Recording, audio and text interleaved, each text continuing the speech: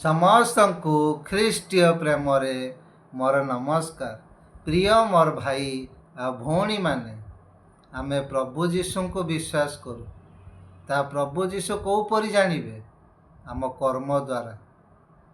ଆମେ ଦେଖୁଛେ ପରମେଶ୍ୱର ଅବ୍ରାମକୁ ଆହ୍ୱାନ କଲେ, କହିଲେ ତୁମ ପୁତ୍ରକୁ ଆଣି ମରିଆ ପର୍ବତରେ ବଳି ଉତ୍ସର୍ଗ କର। ଅବ୍ରାମ ତାଙ୍କ ପୁତ୍ରକୁ ନେଲେ, ଗଧ ନେଲେ, କାଠ ନେଲେ, ସିଧା ଚାଲିଲେ ମରିଆ ପର୍ବତରେ ବଳି ଉତ୍ସର୍ଗ କରିବା ପାଇଁ। ଆଉ ଯେତେବେଳେ ବଳି ଉତ୍ସର୍ଗ କରିବାକୁ ଯାଉଛନ୍ତି, ସ୍ୱର୍ଗଦୂତ କହୁଛନ୍ତି, ଅବ୍ରାମ ତୁମେ ରହିଯାଅ, ଆମେ ଦେଖୁଥିଲେ ତୁମେ କେତେ ଈଶ୍ୱରଙ୍କୁ ଭୟ କରୁଛ।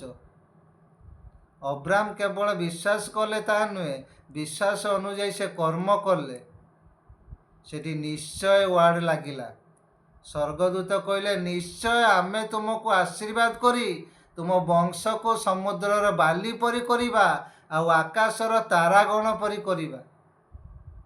ଆମକୁ ଜାଣିବାର ଅଛି, ଶାସ୍ତ୍ର ଲେଖା ହେଇଛି, କର୍ମ ବିନା ବିଶ୍ୱାସ ମୃତ ଅଟେ। ଆମେ ଯଦି ବିଶ୍ୱାସ କରୁଛେ, ଖାଲି ତାହା ନୁହେଁ, ବିଶ୍ୱାସ ଅନୁଯାୟୀ ଆମକୁ କର୍ମ କରିବାକୁ ପଡ଼ିବ।